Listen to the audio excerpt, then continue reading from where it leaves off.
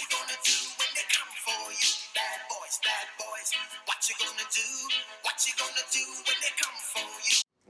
Hi, we are detectives from the FBI. We recently received a tip from a HealthSouth executive that there's been an accounting fraud going on for a few years now. So today we're going to investigate and find out more. So we're going to start by talking to Mr. Scrushy, the CEO of HealthSouth. Come on.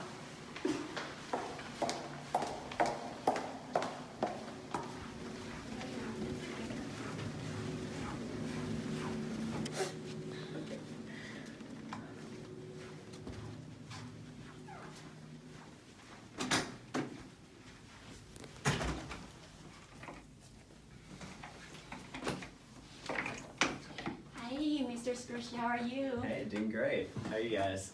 We're good. So yeah, can you tell us more about your background? So I'm from a small town in Alabama called Selma. I didn't really do much growing up. My mom was a nurse. She talked about going into respiratory therapy when I grew up. It was kind of a growing need at the time. And I eventually went to school, studied it at UAB, and then taught that for a few years, and went on to start HealthSouth after that. Okay. So what exactly is HealthSouth? What do you all do? Well, HealthSouth is the nation's largest provider of outpatient surgery, diagnostic, and rehabilitation services. So what differentiates HealthSouth from other competitors? So when we were beginning HealthSouth, we kind of took a look at the market and noticed the need for outpatient rehabilitation centers. And we knew the threat of substitutes and the bargaining power of buyers was high. And so we needed to find a way to control cost. And so what we did was develop our best practices, which standardized our procedures and what allowed us to increase our operating efficiencies. And we also developed our integrated service model, which allowed us to deliver these services in a coordinated manner to our customers. So who are your competitors? Right now, we're really competing with HCA Healthcare and Tenet Healthcare, but we're also competing with other local surgery centers, hospitals, and other clinics as well. So did you do it? Do what? The fraud.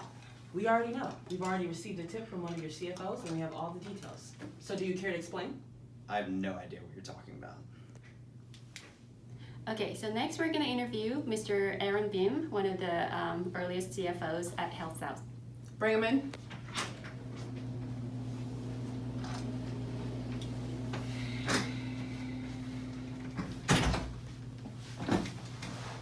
So hi, how are you? Hi, I'm good. How are y'all? I'm good. Good.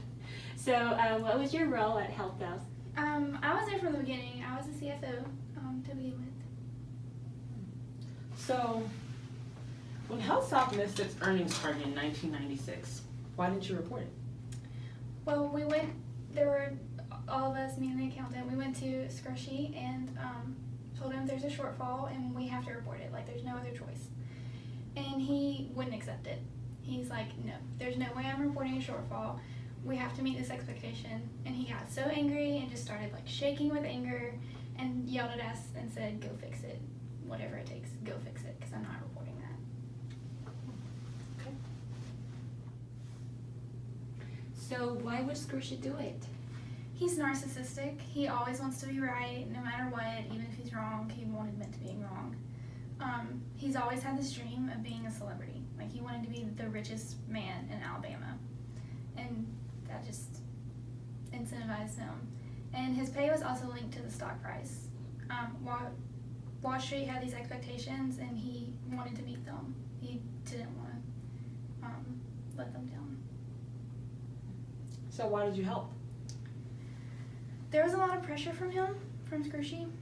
He was very intimidating, and nobody wanted to be the reason for him not having his money, just because he was just a scary person.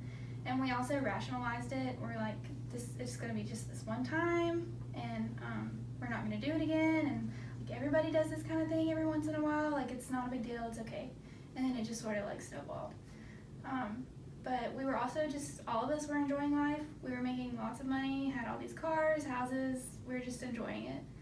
And we just didn't want the party to end. So after you retired, did you consider reporting it? Yes and no. Like, I felt guilty. I didn't want to go along with it to begin with. Like I said, we told him, like, we have to report this. But then once I was a part of it, I went along with it. I was a part of it. And so after I retired, I wasn't the one making those decisions anymore. I was, like, placed away from it. So I just didn't feel the guilt as much, I guess. And then also the Sarbanes-Oxley came out. And once it was out, the fraud was reported, I knew I had to come forward. I had to suffer the consequences. Thank you. So now we're going to be interviewing Weston Smith, who was the CFO after Aaron Beam at HealthSouth. Raymond? Okay, so what was your role at HealthSouth?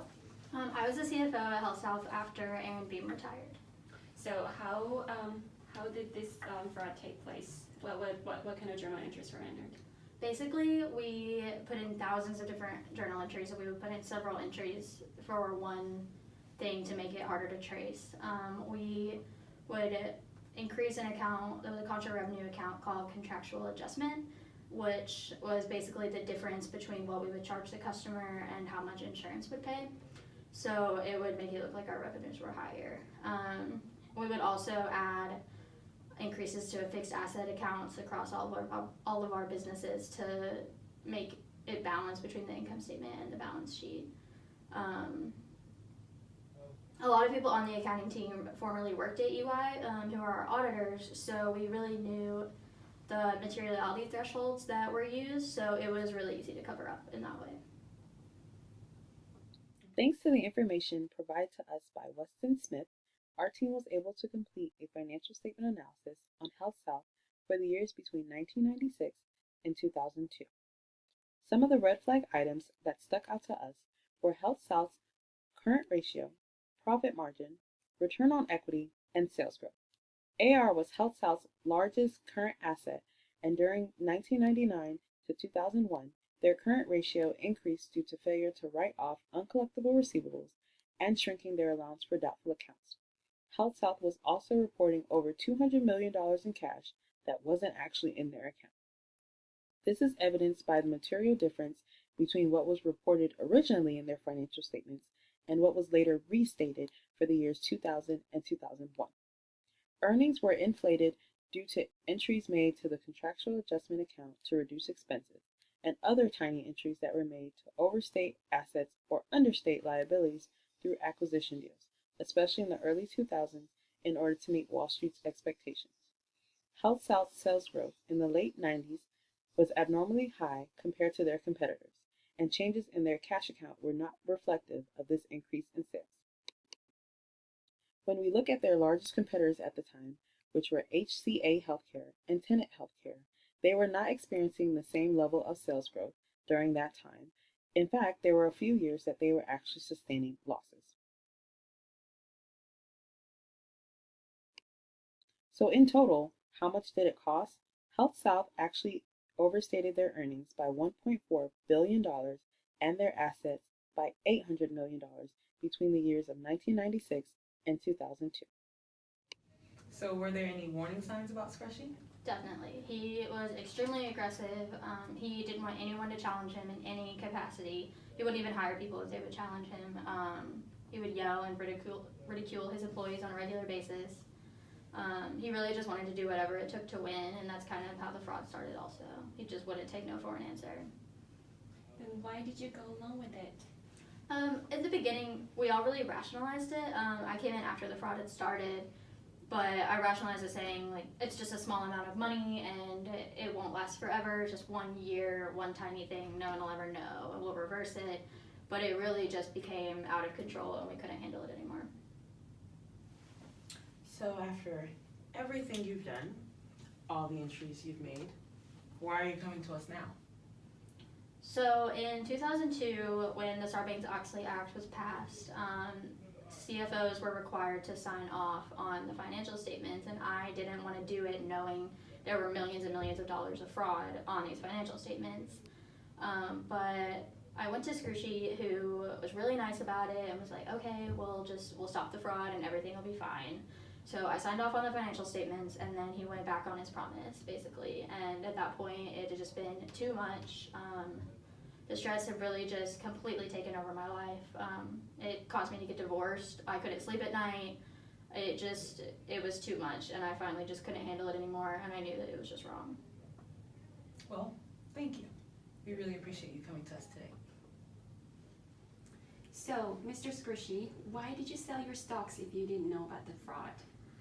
Well, I don't know about any fraud that ever happened, and I started the company. I think I'm entitled to a little bit of money, wouldn't you think? I am the CEO, after all. So. All right, listen.